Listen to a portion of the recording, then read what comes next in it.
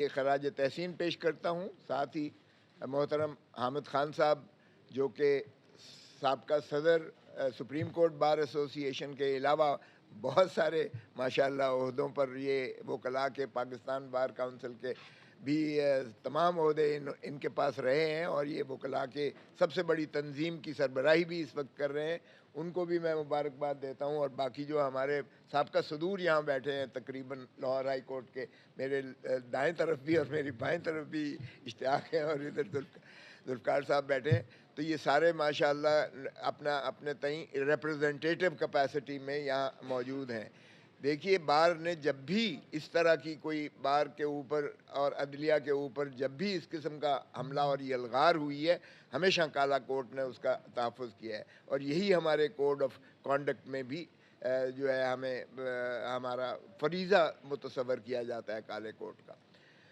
میں سمجھتا ہوں کہ یہ ایک تاریخی فیصلہ جو سپریم کورٹ نے 13 رکنی بینچ نے کیا, یہ اس کو فرسٹریٹ کرنے کے لیے, ایک تو حکومت کے حواس باختہ ہو گئے ہیں اس فیصلے کے بعد.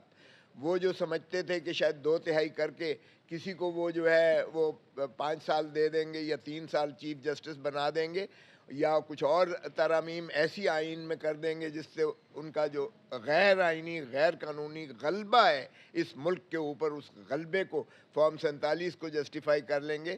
جس طرح انہوں نے ایک آرڈیننس کے ذریعے اور پھر اب ایکٹ بنا دیا ہے انہوں نے, جس طرح سے کہ ریٹائرڈ ججز کو ٹرائبیونل بنانے کا انہوں نے جو ہے قانون پاس کر دیا ہے, اور جس پر الیکشن کمیشن آف پاکستان جو ہے وہ بضد ہے کہ وہ سرونگ ججز کے جو ٹرائبیونل کے کیسز سن رہے تھے جو قریب پہنچ گئے تھے کہ فارم 47 کے ان لوگوں کو اٹھا کر ان کا پردہ فاش کر دیں اور ان کو باہر نکال پھینکیں اور پاکستان کے عوام کے جو مینڈیٹ پر ڈھاکہ مارا گیا تھا اس ڈھاکے کو جو ہے وہ ختم کریں, وہ انہوں نے طوالت کی نظر کر دیا. اور یہ ابھی بھی ان کی یہی خواہش ہے کہ یہ جو ہے جس طرح حامد خان صاحب نے کہا, دیکھیے ایکٹ میں 17 ججز, ایک چیف جسٹس اور 16 ججز کی جو ہے بڑا واضح طور پر لکھا ہوا ہے مستقل جج ہو سکتے ہیں. اور جب مستقل ججز کی تعداد مکمل کر دی گئی ہے, ایک طرف تو کہتے ہیں جی پینڈنسی بہت زیادہ ہے, او بھائی پینڈنسی زیادہ ہے تو پھر 1 مہینہ چھٹیاں کیوں کر کے تم لوگ جو ہے سپریم کورٹ کو جو ہے آپ نے چھٹی پر کر دیا ہے ساری. 1 مہینے کا گیپ اندازہ کریں, جب آپ رخصت چھٹی پر چلے جاتے ہیں تو پھر ظاہر ہے تو بیک لاگ تو ہوگا, پائل اپ ہوگا. کیا یہ کوئی جسٹیفیکیشن ہے؟ اور پھر ذرا ٹائمنگ دیکھیے گا کس قدر بھونڈے انداز سے انہوں نے جو ہے 4 ایڈ ہاک ججز کا کیا ہے, کیونکہ 8-5 کی نسبت تھی سپریم کورٹ میں. اب 8-5 کو یہ 8-9 یعنی 9-8 کرنے کے لیے 4 ججز کی ضرورت پڑی ہے. کبھی آج تک نہیں ہوا ہے.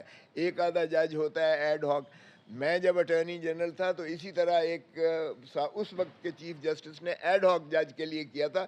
میرے پاس رائے کے لیے آیا تھا, میں نے اس رائے کو as attorney general for Pakistan مسترد کیا تھا کہ یہ جو بوجھ آپ ڈالنے جا رہے ہیں ایکسچیکر کے اوپر, اس کا کوئی جواز نہیں بنتا ہے. اگر چیف جسٹس اپنے من پسند شخص کو جو ہے ایڈ ہاک جج بنا کر اپنے ساتھ بٹھانا چاہتے ہیں تو یہ مجھے یہ بھی حیرت ہو رہی ہے کہ ایک سینئر ترین جج, سینئر پیونی جج سپریم کورٹ کا, اب جونیئر ترین جج بن کے بیٹھنے پر اس نے جو ہے وہ قبل تو کر لیا ہے, یعنی اس نے اپنی رضو ظاہر کر دیا ہے. وہ یہ حیرت کی بات ہے. ایک طرف تو آپ سینئر موسٹ جج ہو اور آپ ایکٹنگ چیف جسٹس بھی رہے ہو. جب چیف جسٹس صاحب باہر گئے, بیرون ملک گئے, تو آپ ایکٹنگ چیف جسٹس تھے, اور اب آپ نے ایڈ ہاک جج کی اسامی قبول کر لی یا کرنے جا رہے ہیں, جبکہ آپ جونیئر ترین جج بن کے بیٹھیں گے. اور پھر باوجود ان کی صحت بھی ان کو اجازت نہیں دیتی ہے, وہ علالت بھی ہے, اللہ تعالیٰ ان کو صحت یاب کرے. لیکن اب آپ دیکھیے گا کہ اسی سے آپ اندازہ کریں کہ ماشاءاللہ جو جج صاحب نے اپنے آپ کو آفر کی ہے, وہ سوائے اس کے کہ اس کاوش کو, اس 13 جج کے, اس 8 ججز کے بڑے واضح فیصلے کو جو ہے اوور ریچ کرنے کی کوشش کی جا رہی ہے. اور یہ ہم نے پہلے بھی دیکھا تھا, آپ کو یاد ہوگا کہ ایک مضمون چھپا کرتے تھے ایڈ ہاک ججز ایڈ ہاک ججز اوور رول دی پرماننٹ ججز. یہ آپ کی نظر میں ہوگا کہ اخباروں میں آیا تھا, اور وہ فیصلے کسی نے نہیں مانے تھے جب وہ فیصلے کیے تھے, اور وہ تباہی کی طرف ہی ملک کو لے کر گئے تھے. اس نے کوئی جو ہے استحکام پیدا نہیں کیا تھا, نہ نظام عدل میں اور نہ ہی ملک کی جو ہے گورننس میں کوئی استحکام پیدا کیا تھا. سو میرے خیال میں حکومت کو اب بوکھلاہٹ کا یہ عالم ہے کہ حکومت نے 4 وہ جو ماشاءاللہ جو عطا تارڑ صاحب ہیں, انہوں نے آ کے 1 منٹ نہیں لگایا, دوسرے ہی دن آ کر انہوں نے آ کے فرما دیا. اور دیکھیں کس کس کو سزا دے رہے ہیں. انہوں نے کہا کہ اوورسیز پاکستانیز کے ہم پاسپورٹ بلاک کر دیں گے اور ان کے خلاف پرچے درج کروائیں گے, عبرتناک ان کو سزائیں دیں گے. 1 کروڑ ہمارا پاکستانیز اوورسیز ہے, 1 کروڑ پاکستانی. اس کے ساتھ اس قسم کا جو ہمارے ریمیٹنسز بھیج کر ہماری معیشت کو چلاتا ہے, اس کو یہ دھمکی دی گئی ہے انہوں نے کہ ہم تمہارے پاسپورٹ بھی بلاک کر دیں گے اور ہم تمہاری جو ہے پرچے بھی قائم کر کے تمہیں پابا سلاسل کریں گے. تو یہ آپ اندازہ کریں کہ کیا یہ ملک کی دوستی ہے یا دشمنی ہے جس نے بھی کیا ہے.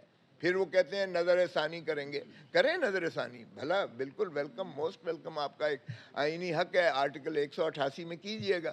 وہی جج سنیں گے جن ججوں نے پہلے کیا ہے, کیونکہ یہ آرٹیکل 184(3) کا کیس نہیں ہے, یہ تو پشاور ہائی کورٹ کی ججمنٹ کے اگینسٹ آیا تھا. وہی جج سنیں گے, لے جائیں آپ ریویو, یہ آپ کا حق ہے. لیکن آگے ذرا دیکھیے گا, فرماتے ہیں کہ آرٹیکل 6 میں چیئرمین عمران خان صاحب کو اور الوی صاحب کو, صدر کو, اور اسد کیسر کو کریں گے. او بھائی کس کھاتے میں کرو گے؟ اگر سوری اسد کیسر نہیں